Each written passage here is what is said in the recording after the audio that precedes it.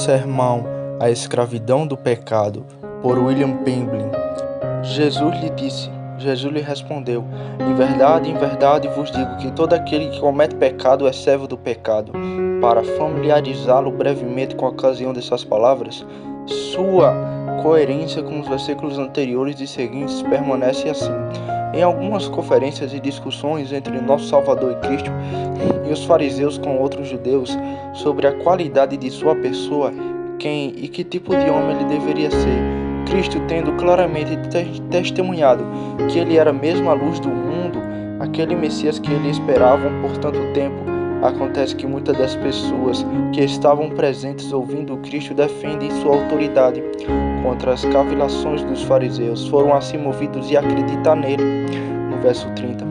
A esses crentes, Cristo dirige seu discurso dizendo-lhe que não era suficiente para o presente parecer adiante em abraçar e aceitar sua doutrina.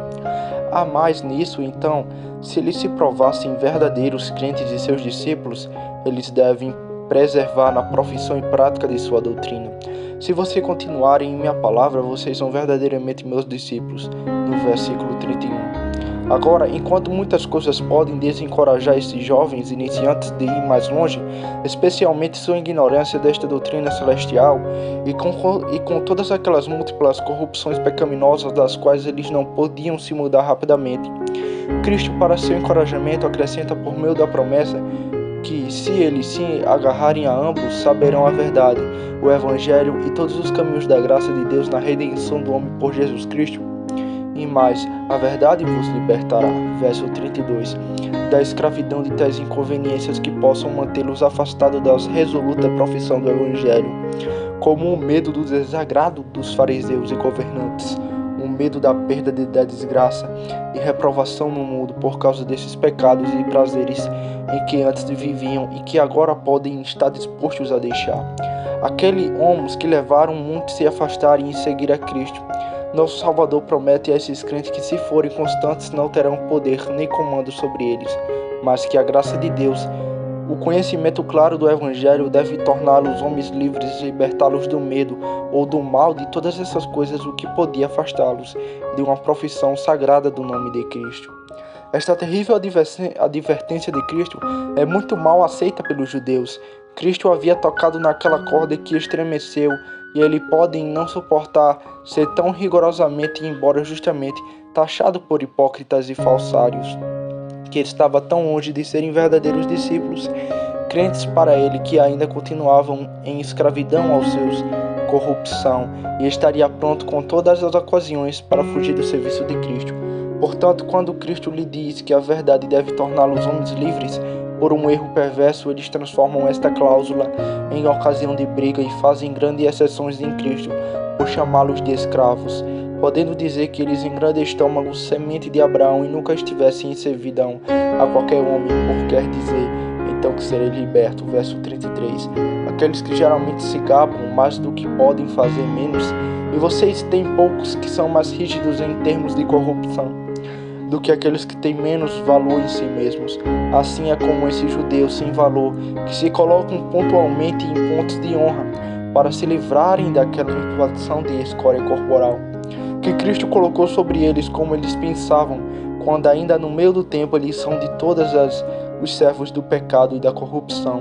Eles disseram algo que era verdade, que eles eram filhos de Abraão, nascido de Sara, a mulher livre, e isso Cristo não negou.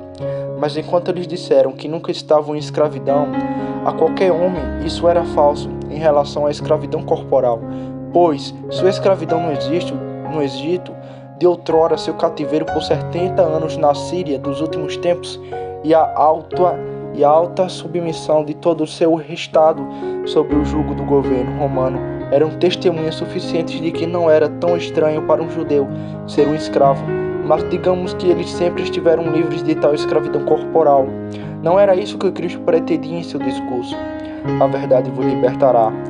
Se o poder do pecado, que ele quis dizer, e vendo que eles não entenderão de outra forma, ele se declara em lágrimas claras neste verso 34.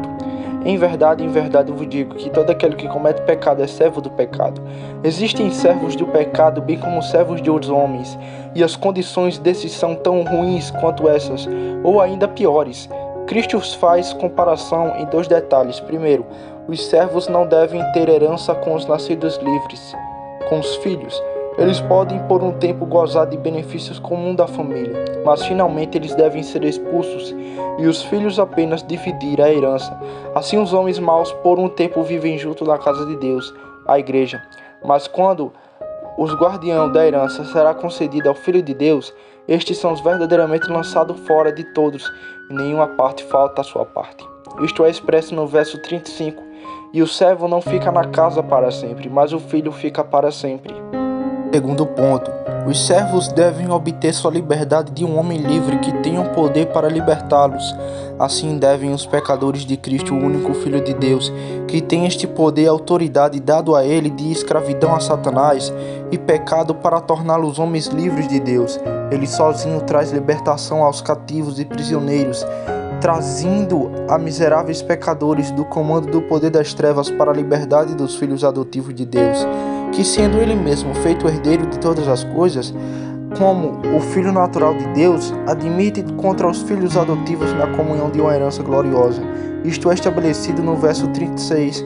Se o Filho, portanto, o libertar, você será livre de fato. Assim os servos do pecado certamente serão expulsos de casa e do lar, a menos que o Filho de Deus, Jesus Cristo, compre sua liberdade e lhe conceda uma herança. Mas o que? Esses judeus aqui eram esse tipo de servo? Sim, eles eram. E Cristo torna isso bom nos 2 versículos que seguem por argumentos inegáveis. Sua prática divina mostrava claramente que mestre eles seguiam, e por cujo comando eles eram governados. Eu sei, diz Cristo, vocês são semente de Abraão, segundo a carne, e assim nascido de pais livres, mas não sou evangelho, homens livres enquanto a malícia e o desprezo do evangelho, o amor do mundo, os desejos sangrentos da morte de um homem inocente, com corrupções semelhantes.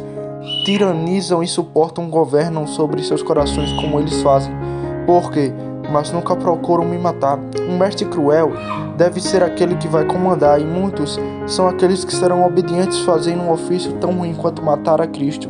Mas a razão segue que vós o fazeis, porque minhas palavras não têm lugar em vós. Aquela santíssima, pura, mansa e pacífica doutrina do Evangelho que Cristo lhe publicou não podia ter nenhum comando sobre seus corações para ganhá-los para submissão e obediência a isso. Eles estavam comprometidos com outro mestre e a sua palavra eles obedeciam não a Cristo, não aos deuses. Que nos próximos versos, no 37 e 38, aparece ainda mais claramente. Eu digo que Cristo vos fala o que vi com meu Pai, e vos fazei o que viste com vosso Pai. Primeiro, falo a vocês a vontade de Deus, e vocês obedecem à vontade do Pai. Daí é fácil julgar a quem pertenceis, e se sois filhos de Deus, súditos livres sobre seu governo gracioso, ou filhos dos vasalhos de Deus e escravos sobre sua tirania impiedosa. Você vê agora a ocasião e a coerência dessas palavras que eu li para você.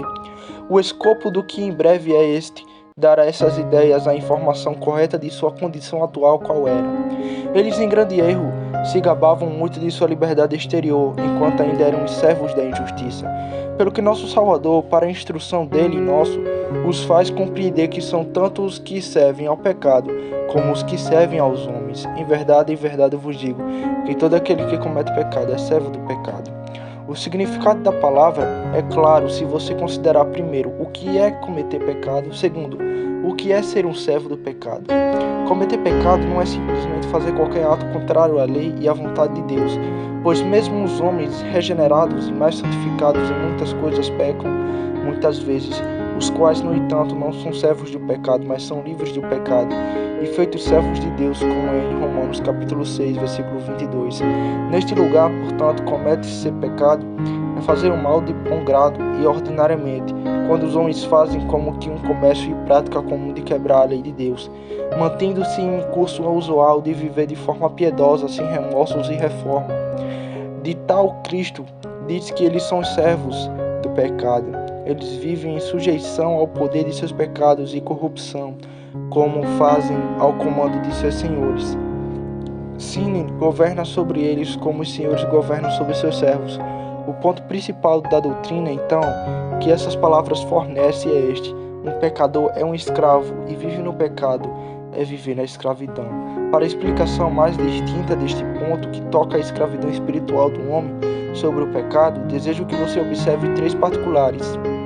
Primeiro, a natureza dessa escravidão em que ela consiste. Segundo, os diversos graus e tipo dela. Terceiro, as grandezas e tristezas disso. Para o primeiro, a escravidão do pecado está principalmente em 2 coisas. Primeiro, em sujeitar ao poder do pecado. Segundo, em sujeitar ao castigo do pecado. O poder e a autoridade que o pecado tem sobre o homem é visto em 2 detalhes. Primeiro, ao restringir sua liberdade de fazer o bem.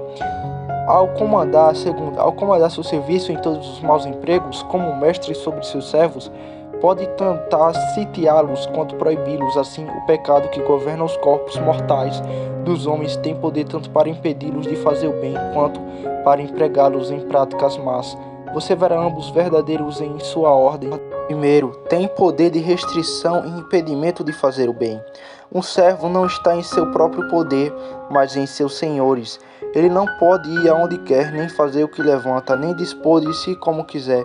Seu serviço, seus bens, sua vida são todos ordenados pela distrição de seus senhores. Assim é com o pecador que está preso nos grilhões e correntes de sua corrupção. Ele não é seu próprio homem, nem pode fazer o que muitas vezes ele faria. Nos homens que são regenerados e santificados em parte, a experiência ainda testemunha o quanto eles são importunados e embaraçados com este pecado que paira tão rápido sobre eles.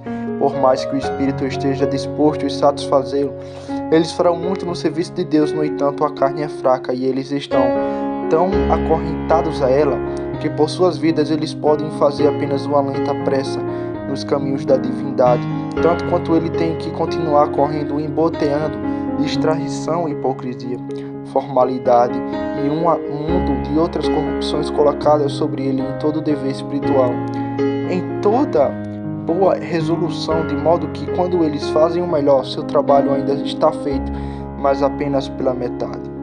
A graça está atrelaçada à corrupção, e quando isso coloca contra a frente, isso pulsa contra trás, de forma que um homem regenerado é apenas metade de um homem livre, sendo sempre de algum modo molestado por sua corrupção em todo o curso de sua conversão religiosa, conforme o apóstolo Paulo, na pessoa de todo homem regenerado, reclama muito lamentavelmente em Romanos capítulo 7, verso 19 ao 21. Mas agora, aqueles que são regenerados, este poder do pecado é muito mais predominante, cujos corações, afeições, entendimentos e tudo neles são rapidamente trancados e barrados por impenitência, rebelião e cegueira, de modo que eles são mantidos prisioneiros de Satanás em seu prazer, como o apóstolo fala em 2 Timóteo 2:26. Simer tratou esses homens como a corça com as aves selvagens, cortando suas asas para que não voem, ou como os inimigos fazem com os prisioneiros desmamá-lo de suas armas, para que eles não possam fazer nenhuma mudança para seu resgate. Assim, o pecado desativou totalmente o homem para toda boa obra, colocando para fora os olhos de seu conhecimento e desnudando-o de todas aquelas graças e forças que ele tinha por criação. Além deste pecado, tirou todo o desejo de fazer o bem, afetando a alma de maneira com o amor de todas as injustiças, onde acontece que o homem se contenta em seu servo do pecado, tendo grande prazer em sua própria vergonha e miséria para sair de sua escravidão. A este respeito, o pecado é comparado aos laços, redes e laços em que os homens são apanhados e mantidos rápidos para escapar. Eclesiastes 7:28. Mais amarga que a morte e a mulher cujo coração é como redes e laços, e suas mãos como um laço, significando assim a natureza mais amarrada e cativante do pecado do adultério, em que poucos homens caem que nunca saem novamente. Vejo que estáis no fel de amargura, em laço de iniquidade, diz Pedro a Simão, o mago, em Atos 8:23. Porque, apesar de toda a sua aparente profissão, ele ainda estava preso aos seus costumes e outras afeições vis, como um cão é preso a um poste com uma faixa. Assim, Paulo exorta Timóteo a instruir seus ouvintes a fim de que possam, para emenar a resgatar da armadilha do inferno, de quem eles foram feitos prisioneiros por sua vontade. 2 Timóteo 2:26. E por esta razão estão os pecados em estado de regeneração, comparado aos cativos e prisioneiros mantidos em contentação. Isaías 61:1, Isaías 42:7. Mas aqui você deve notar que Satanás e o pecado não lidam com todos da mesma forma, rigorosamente. Eles carregam uma mão mais direta para alguns do que para outros. Alguns mantêm em encarceramento próximo, e isso é quando os homens por Satanás e corrupção são feitos tão seguros e tão rapidamente acorrentados que eles não podem ir um passo além da profanação e impiedade. Assim é com os homens que são mantidos prisioneiros no escuro calabouço da ignorância, ou que se apegam à sujeira ou lama de afeições bestiais, cobiças e voluptuosas. Em uma palavra, aqueles que são entregues a todos os caminhos ímpios e lascivos. Outros exigem que são de fato prisioneiros, mas ainda assim são mantidos em liberdade, um tipo maior de contentação, ou como dizemos, em prisão gratuita. E é aí que Satanás se diverte no pecado e na miséria do homem, o prende em uma corrente mais longa e o deixa seguir um bom caminho no cristianismo, mas no entanto finalmente o traz de volta quando ele agrada, como pássaros em uma gaiola maior. Eles evoaram como um pássaro em uma corda, eles fazem um belo voo em direção ao céu, mas Satanás, quando ele se vê sua vantagem para que por sua queda ele possa dar algum destaque notável à glória de Deus e o credo de sua felicidade, então ele torce a corda e eles caem no inferno. Tais são aqueles de quem Pedro fala em 2 Pedro capítulo 2, versos 18 ao 20, que escaparam de longe da imundície do mundo, mas ainda estavam enredados nele novamente.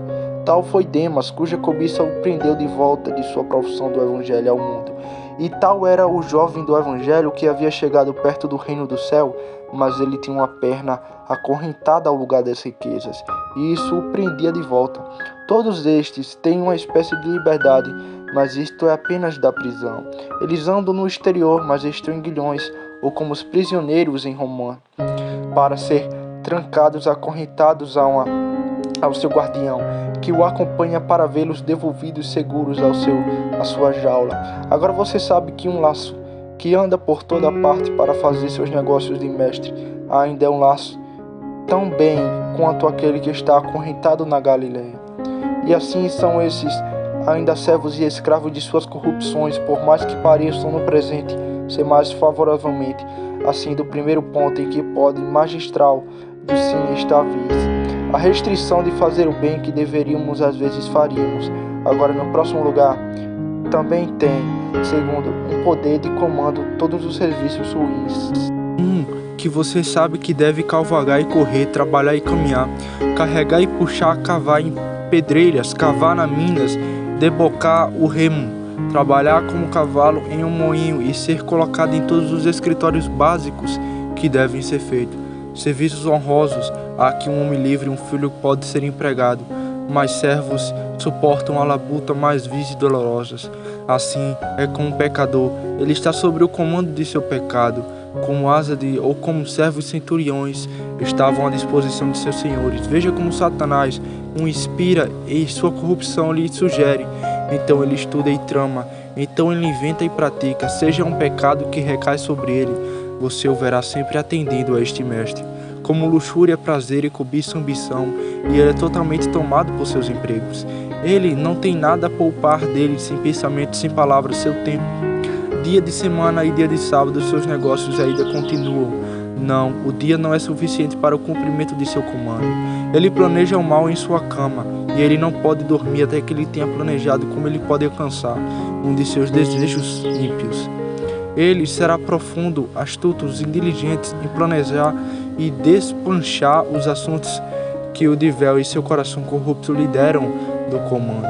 Por esta causa, é pecado comparado a uma lei, Romanos 7:23, porque comanda e governa nossos homens por meio de poderosas sugestões, provocando-nos ao mal. Uma lei sem lei é mais adequada para homens sem lei. Ela proíbe tudo o que é bom e proíbe a prática de todas as coisas ruins. E é por isso também que Satanás é considerado o príncipe deste mundo, porque ele não tem nenhuma companhia mesquinha em sua devoção, sobre quem ele governa como vassalos e servos, mas prontos para obedecer à sua vontade e prazer. Mas você verá que emprego o pecado e o Satanás fizeram os homens. São serviços honrosos? Não. Os ofícios mais vis, absurdos e irracionais que podem ser concedidos. O que eles não comandarão ou que nenhum de seus servos fará contra a religião, a consciência, a justiça, a honestidade comum, sim, e a natureza é isso mesmo? Deixe a cobiça o dominar, quão vil, mesquinho, covarde, beliscando e poupando ele será. Quão mais inocente e misericordiosamente ele oprimirá, exigirá, enganará todo o mundo, estranhos, conhecidos, ricos e pobres, amigos ou inimigos, irmão, pai, e tudo que possa desafiar o trato justo e honesto? Ora, quem não se envergonharia de tal mestre e tal serviço? Não quem não se envergonha disso, mas aqui está o poder das trevas e a tirania invisível de Satanás. Aquele a quem odiamos, mas tememos e servimos, de quem temos vergonha, e ele ainda mostramos nossa obediência. Tanto quanto a sujeição do pecado ao poder do pecado. Em seguida, segue sua submissão ao castigo, que é a parte mais dolorosa dessa escravidão, que um pecador certamente deve suportar. Ele é, a esse respeito, de todos os maus, a mais terrível, pois se olhe para onde quer, não verá nada além de flagelos e escorpiões fornecidos para suas costas, e o chicote, a cruz, a forquilha, e tais punições de sal nos tempos antigos não são nada para os tormentos que ele teme. Nenhuma honra sombria passa pela cabeça de um pecador em que o seu coração não esteja cheio de terrores sérvios e terríveis, descorrentes de uma causa tríplice. Primeiro, da consciência os horríveis clamores dos quais aterrorizam sua própria alma e os atormentam, e o coração com dores insuportáveis, enquanto ainda clamam em seus ouvidos nessa voz triste, ainda sabe que por isso Deus te levará a julgamento. Isso o faz tremer e empalidecer. Ele tem medo de olhar a Deus ou os homens na face. Ele muda e gostaria, se pudesse, escolher seus pecados do conhecimento de sua consciência, e ambos de Deus. Satanás, que embora ele agora pareça como seu mestre, ele sabe e treme ao pensar que no futuro ele deve ser seu atormentador eterno, do próprio Deus, cuja ira mais furiosa e vingança é inescapável. Ele sabe que está preparado para ele e pronto a cada momento para engoli-lo por sua rebelião. Agora, quem poderia comer sua carne alegremente, que deve pagar tal trigo? Que confortos desta vida, que prazeres do pecado podem ser doces, que são a cada momento amargurados com tantas aflições? Não ajuda em nada que eles sejam adiados por um tempo, pois não é um homem livre aquele que, embora não tenha sido aplaudido na prisão, não pode andar fora sem temer o sangrento, a prisão, a forca, quando o país está preparado para ele, e execuções para ele em todos os lugares. Certamente é um inferno viver com medo do inferno, e tão ruim quanto a morte viver em escravidão por medo deles todos os dias de vida de um homem. Hebreus 2:13. No entanto, tal é a escravidão miserável de um homem ímpio. Ele está em todos os caminhos, estando de um lado acorrentado, e a seus cursos pecaminosos e ingênuos, por outro, com a mesma certeza, vinculado ao seu castigo eterno. E tanto para a primeira quanto para a segunda natureza desta escravidão espiritual em que se encontra. Segundo, o avanço para o próximo ponto que propus, a segunda consideração vis os diversos graus desta escravidão, onde você deve notar que existe dois tipos dela. Primeiro, estará cheio. Segundo, a escravidão voluntária. Primeiro, a escravidão voluntária é quando o amar livre se contenta em ser feito ou sendo feito pela força ou fraude, está disposto a continuar um ainda. Tal foi Acabe, que se vendeu por uma esmola para praticar o mal. 1 Reis 21:20. Darei o valor disso, disse a ele Nabote, quando ele provocou seu quintal de vinha, verdade. Ele avaliou todo o valor disso, que se vendeu por alguns acres na terra. Tais são todos os que pecam com avareza, que se comprazem em toda a injustiça, que apreciam um salário da iniquidade, que obedecem ao pecado na sua consciência, que se preocupam em satisfazer os desejos da carne com pleno consentimento e em sincera boa vontade, dando-lhes a si mesmo para serem governados pelos conselhos de Satanás e seus corações perversos. Em que condição de um pecador miserável você pode observar duas coisas notáveis. Primeiro, como se tornou estranhamente vil e degenerada a natureza do homem, que sendo uma criatura mais nobre, feita para os propósitos e serviços mais honrosos do mundo, agora se tornou tão vil e extremamente vil, tão esquecido de seu dever e da dignidade de sua criação, como está disposto, em vez do serviço livre e feliz de Deus e dos bens, para colocar-se mais ignomínia, escravidão, do Deus e das afeições vis. Naturalmente, todos nós apreciamos a liberdade e escolhemos antes a perda da vida do que dela. E somente a violência e a fraude podem trazer ou manter contra a escravidão, mas o pecado prevaleceu contra a natureza, e assim foi tirada da borda toda resolução vitoriosa e viril, que por nossa própria vontade oferecemos nossas próprias forças a ela, sendo colocados em grilhões e algemas por nossas próprias corrupções. Como é difícil para um homem sair desta escravidão!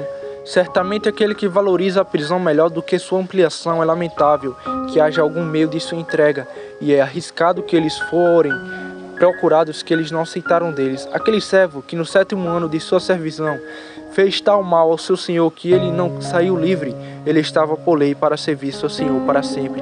Depois de Êxodo 21, verso 5. Aquele que não seria livre quando poderia, não deveria depois, quando felizmente faria.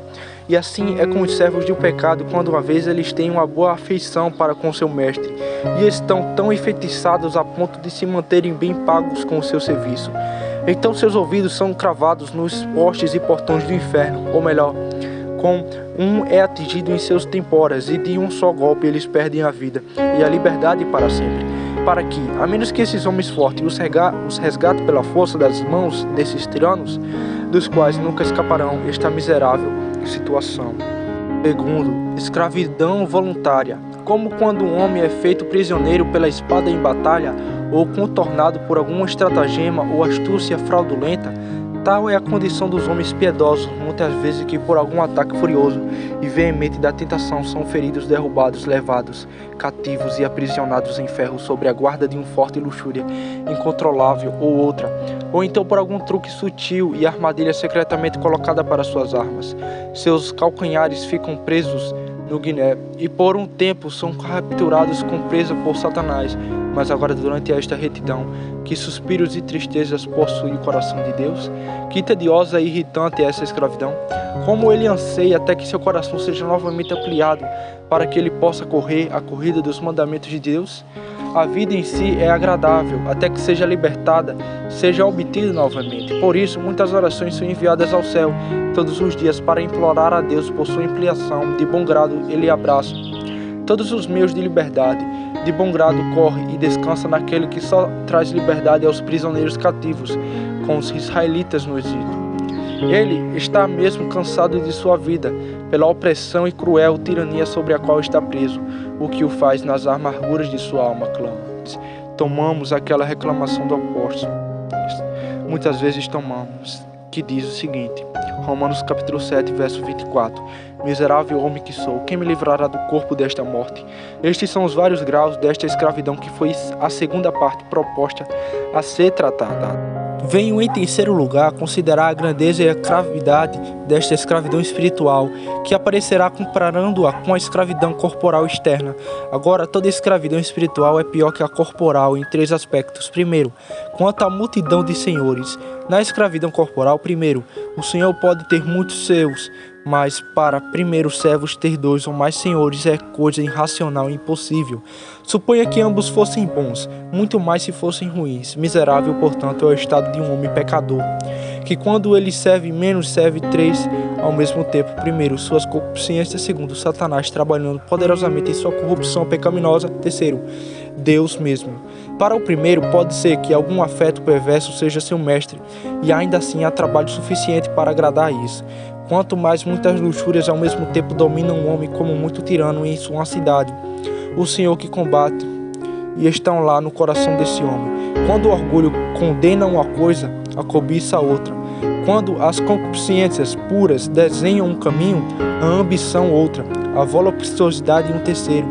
O homem precisava estudar e pensar na carne para satisfazer as concupiscências. Disso e tudo pouco o suficiente para agradar a esses capatazes duros e cruéis. Novamente, ele tem outro mestre, e esse é Satanás, o espírito que opera nos filhos da desobediência. Efésios 2:2. Outro que, embora ele sozinho possa parecer desafiar todo o poder e autoridade como os únicos súditos de seu reino, mas sabendo que além de ambos, eles têm outro supremo e soberano Senhor, o próprio Deus, contra cujo governo, embora se rebelem, eles não podem retirar-se de seu poder e jurisdicação. Deus é rei, que a terra não fique tão quieta. e os odiadores do Senhor serão subjugados a ele. Ele terá a ver com eles em vista de seus corações.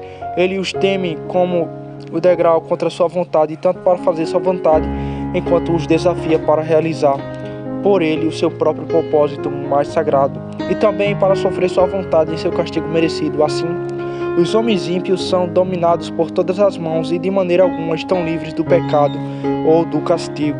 Segundo, no que diz respeito aos meios de fuga, um servo mal treinado pode encontrar meios para se desviar de seu mestre. Não é assim com o pecador. Ele não pode fugir de seu mestre, pois ele o carrega sempre consigo em seu seio. Seu pecado ainda lhe traz companhia, e ele vai para onde quer que Satanás o persegue. Fica à sua direita, não possui seu próprio coração, então sobrecarregando-o com tentações e sugestões ruins, que ele não pode se afastar um pé de seu serviço. É verdade que às vezes acontece com um homem perverso. Ele muda de mestre, mas raramente vem um melhor. Se ele escapar da tirania de uma afeição pecaminosa, ele cai sobre o comando e poder de outro como mal. Então você terá um embajamento muito embajador e se tornará um miserável mesquinho. Mas isso é apenas como um prisioneiro que remove seu parafuso de uma perna para outra. E tal troca é feita apenas em compacto. Ele deixa um vício para que ele possa dar-lhe mais livremente a outro, de modo que ele muda seu mestre, mas não sua condição servil. Algum pecador ou outro sempre se apegará à sua alma, deitar-se-á com ele em seu túmulo e o afundará no inferno. E quanto aos olhos da justiça vingativa de Deus, ele os vê abertos sobre ele para tomar conhecimento de suas ações, e sua mão sempre levantará para feri-lo, sempre tremendo ao pensar que ele não tem meios para esconder seus pecados de Deus. Borda nenhuma pode para impedir, nenhuma força para suportar o forte golpe de sua ira quando ela cair sobre ele. Terceiro, no que diz respeito à promessa, o mundo dificilmente concedeu a mestres sim toda a humanidade, tirania e cruel, que não se agrade com o serviço fiel de um servo, ou o recompense em algum grau de contência com o serviço. Um pecador é miserável de ambas as maneiras, pois não pode agradar seu mestre, então ele não pode esperar uma recompensa. Pois tome um homem que se gastou completamente no serviço de algum desses senhores imperiais e cruéis, que fez tudo o que pôde para dar-lhe pleno contentamento e satisfação. Mas eles não descansam, ainda há novos comandos e mais injunções, de modo que quando a parceria e a vilania chegou ao auge, e que a inteligência e a força dos homens falharam por mais tempo. Tramas e práticas, ainda há uma trama de pó por trás, alguma nova estrada pensada como um mau serviço a ser executado. Sinan e Satanás são inquietos e piedosos tiranos, nunca mais satisfeitos, ainda exigentes, chorando, ansiando, compelindo a novos tributos e homenagens. E agora, quando o homem se esgotou em seu serviço, gastou seus anos e força, sua riqueza e bom nome, e corpo e alma, e tudo sobre eles, qual é então sua recompensa por este seu serviço confiável e verdadeiro? Ou a contrência pensa em você? Não, o inferno de bondade, vergonha, reprovação, miséria e muitas outras punições que existem nessa vida. Mas por esses outro o inferno, danação, fogo, armadilhas e enxofre, e tempestades tempestuosas da fúria e indignação de Deus. Isto é sua porção e a garantia de sua obediência. Satanás por um tempo prometeu fazer e realizar pouco, dando-os a desfrutar de alguns prazeres do pecado por uma razão, mas essa aparente bondade era apenas crueldade colorida, tudo sendo nada além de um molho doce para fazê-lo engolir aqueles bocados de veneno, o veneno ardente do qual depois beberá seu espírito e inflamará sua alma com a queima eterna. Homens tolos e sábios que consideram tais dores miseráveis, mas como deveria ser de outra forma quando os homens são servos de Satanás, mas se rebela contra Deus em vão, eles esperam qualquer outra recompensa por seu serviço, e então a punição mais severa de sua destruição. Assim, eu abri para vocês, de acordo com a minha capacidade, a natureza, graus e qualidade desta escravidão espiritual do pecado. Resta agora trazer algum versículo e aplicação daquilo que foi libertado. O primeiro verso será para a descoberta de um grande erro no mundo cometido pelos homens, ao julgarem suas próprias condições e as dos outros homens.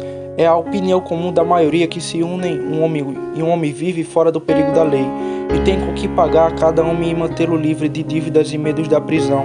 Se ele pode viver com contas próprias e contemplar nenhum homem, se ele pode dar o pé para os melhores homens da paróquia e ser capaz de fazer sua própria em qualquer disputa, se importando tão pouco com o grande homem, como o grande homem se importa com ele se pode sobrepujar seus inimigos e atropelar qualquer um que ele enfrentar.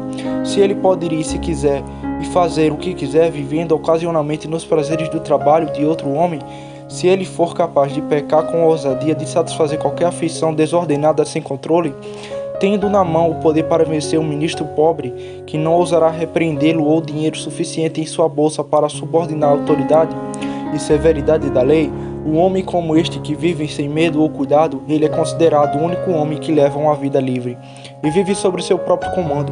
Assim os homens julgam os outros e a si mesmo, enquanto eles não olham além do que é exterior, parecendo sentir. Mas eles devem saber que todo homem livre em uma propriedade civil não é um súdito livre do reino de Deus. Não, haja aquele que se alimentam com delicadeza, deitam-se macios, andam ricamente vestidos, vivem preguiçosamente, e que se saciam de prazeres mundanos em toda licenciosidade, mas que são tão arbitrários quanto qualquer um que serve em uma gália.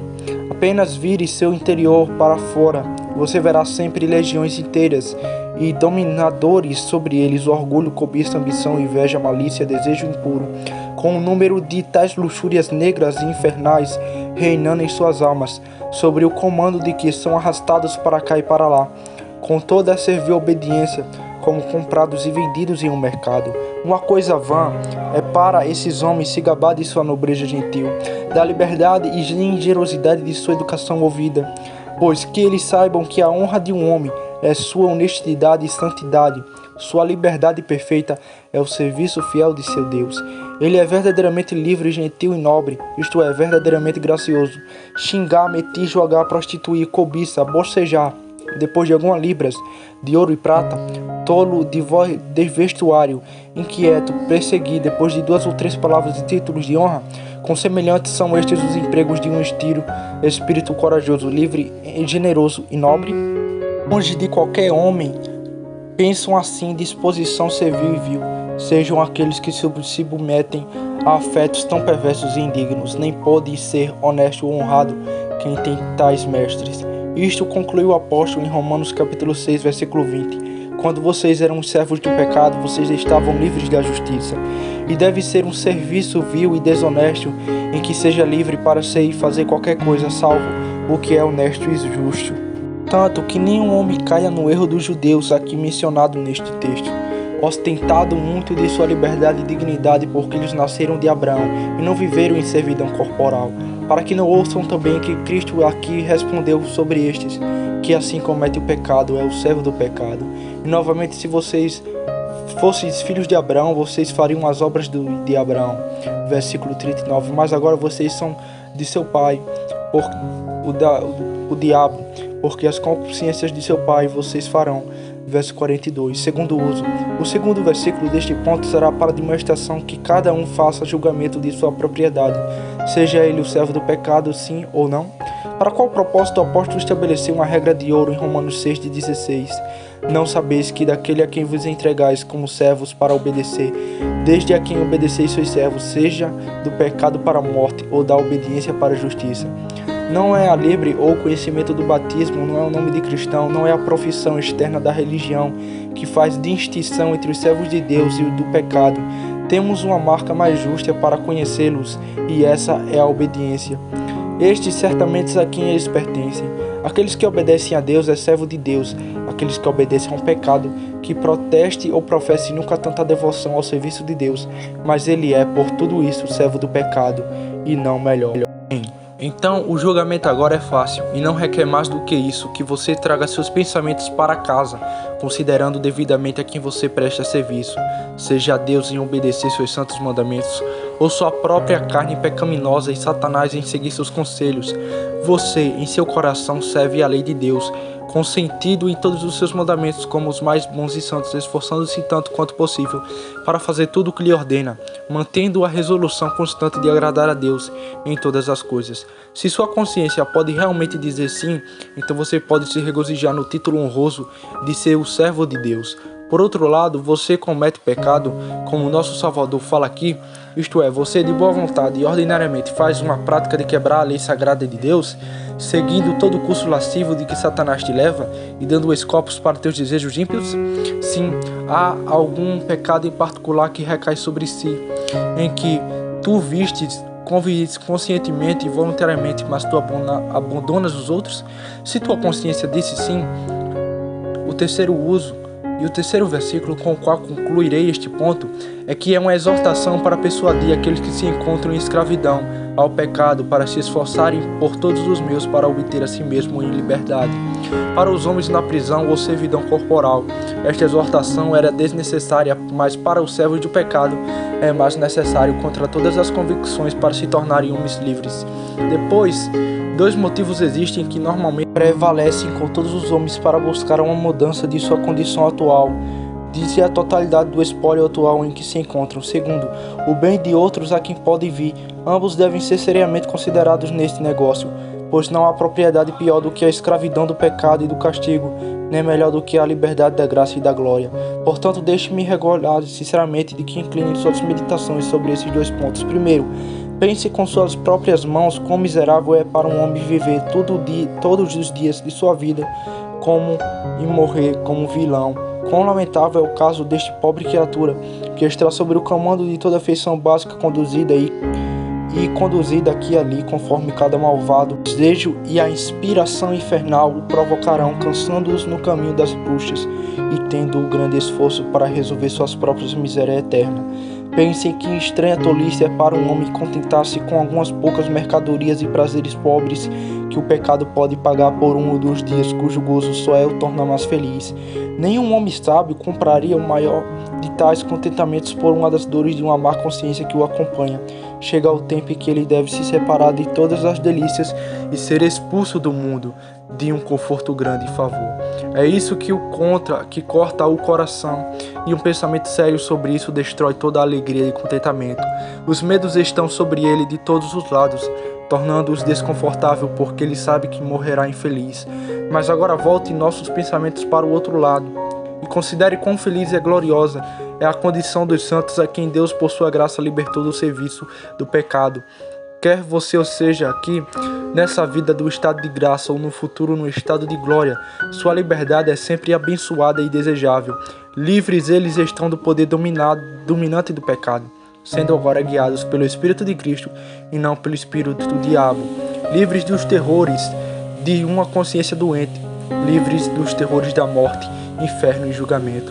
Livres para todo nobre emprego do serviço de Deus, aptos para orar, muito pronto para muito aqui. Capaz de meditar muito, deliciando-se em santificar o sábado alegre, disposto e de coração disposto a toda boa obra. Uma propriedade abençoada se tivesse graça ou inteligência para julgá-la corretamente. Confesso que os tolos sem graça têm outra estima. Conte-lhes sobre orar, ler a palavra de Deus, cantar os salmos, ouvir e repetir sermões, e guardando o sábado, vós matais mortos. E antes eles os fizeram, você deve colocar isso em qualquer batalha penosa do mundo. Aconselhe-os a evitar jogos, bebidas e más companhias, para refrear suas afeições piedosas e safadas. Conversas com tais e tais homens em vida religiosa e piedosa, e ser capaz de ser governado pela razão e pela palavra de Deus. Tudo isso é tão importante quanto se você o colocasse nas meias ou colocasse um par de guilhões em seus calcanhares. Deixe-os viver em uma família onde todos os exercícios de religião estão intimamente observados e nenhuma liberdade dada a qualquer prática lasciva. Eles estão tão cansados disso quanto um prisioneiro, ou o que está pouco à vontade, e eles pensam que isso leva muitos anos até que eles tenham ido para algum outro lugar onde possam viver como quiserem. Assim, homens de mentes perversas e julgamentos corruptos recusam o serviço de Deus por não ser melhor do que um trabalho penoso, enfadonho e cansativo lascivo. Homens estranhos que não pensam que são alegrias, mas na loucura, nenhum esporte, mas em trazer travessuras, nenhum contentamento, mas em agradar o diabo, e luxúrias perversas, nenhuma liberdade, mas na licenciosidade de viver. Seja, eu te suplico, mais bem informado, e saiba que um sujeito é um homem livre, embora ele sirva seu príncipe e obedeça suas leis. É um homem livre, embora viva com medo e temor de seus pais. Um servo é um livre homem, embora viva em conformidade com as leis de seu mestre cristão e as ordens de uma família cristã. E assim um homem cristão então é livre, sim, mas livre quando ele se submete às leis de Deus como um sujeito obediente de seu reino.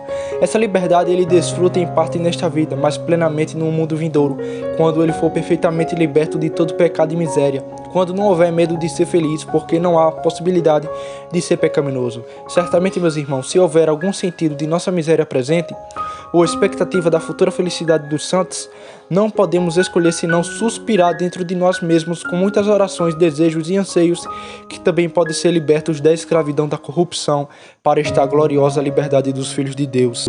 Agora, para concluir tudo, você me perguntar por que meios essa liberdade pode ser obtida, eu respondo brevemente: não há meio senão um, e esse é Jesus Cristo. Toda liberdade que temos é sua compra do seu presente, pois, como você ouviu, somos escravos do pecado, em parte em relação à punição, em parte em relação ao poder dominante do mesmo. Agora, Cristo que coloca em liberdade de ambos, Cristo pelo seu sangue purifica de todos os nossos pecados, tirando a culpa e punição dos mesmos. Cristo pelo seu Espírito livra-nos do poder e domínio do pecado, para que não reine em nossos corpos mortais, santificando-nos pelo Espírito Santo em nossos corações. Pois onde está o Espírito do Senhor? A liberdade. Como o apóstolo fala em 2 Coríntios capítulo 3, verso 17. De modo que, de todas as maneiras, Cristo é aquele que outrora, sobre nossa manumissão, conforme ele mesmo aqui fala, se esses filhos por liberdade, então você realmente é livre. Portanto, resta apenas que devemos ir a Cristo, buscá-lo e processá-lo para nosso aumento, suplicar-lhe aqui o clamor de um prisioneiro e cativo, e com compaixão de ti, dar sua mão para a tua libertação. Roga-lhe que se o coloque entre a ira de Deus e tua alma, fazendo a paz por ti no céu. Por seu sacrifício sangrento e meritório, rogai-lhe para enviar em teu coração o Espírito de santificação, para regenerar e renovar todos os poderes da alma e corpo, libertando-os da lei do pecado, que naturalmente está em teus membros, para que pelo poder desta graça interior possas, desde então, entregar tua alma e corpo a Deus, como servos da justiça e santidade. Confesse a ele e diga: ó Senhor, outros senhores além de ti governaram sobre mim, que me roubou toda a graça, paz, conforto, felicidade, honra e liberdade. Por muito tempo eu vivi miseravelmente oprimido e protegido por todos os lados. Satanás, o mundo, as afeições do pecado trouxem os tiranos misericordiosos sobre mim. Eu estou totalmente sobre seu comando, passando, falando e fazendo todas as coisas más que eles me sugeriram. Quando eu faria algo bem, eu estaria presente comigo e em torno de mim, e eu estou cercado com tal mundo de estrovos que não posso dizer por qual caminho sair. Agora, Senhor, ajuda-me, rompe estes meus grilhões, solta estas cordas com que estou amarrado, liberta-me desta retidão e leva a minha alma para um lugar largo, para as obras do diabo. Restringir seu poder, destrua seu reino e destrua completamente o domínio do pecado dentro de mim, se meu Senhor e Rei, e governa sobre mim. Deixe tua palavra me comandar, teu Espírito me guie, teu poder me incline e toda sujeição a ti. Mande-me fazer o que quiseres e obrigue-me a fazê-lo. Proíbe-me que não gostes e me peça de fazê-lo. Persuada-me por meios justos, e se te obstinados me forças por hábeis, exerça sobre mim toda a autoridade de um pai, de um mestre, de um rei, de um Deus. Submeto-me a todo e me contento por qualquer meio de ser governado, para que possa me tornar um servo fiel em tua casa e um súdito obediente ao teu reino. Este meu serviço é minha liberdade, esta liberdade é a minha felicidade, e para mim, ser assim livre, é feliz a tua honra. Agora, portanto, tome para ti a glória de todos, e exceto pelo meu serviço que comprou minha liberdade a ti, ó Senhor Cristo. Devo minha alma muito mais minha obediência, e te rendo, e tudo o que eu tenho posso fazer. Tomo tudo, comandar a todos, proteger, santificar e salutar a todos. Excede sobre mim toda a autoridade de um pai, de um mestre. Por mais minha obediência eu te rendo, e tudo o que eu tenho eu posso fazer. Tomo tudo, comanda a todos proteger, santificar e salutar a todos. Fim.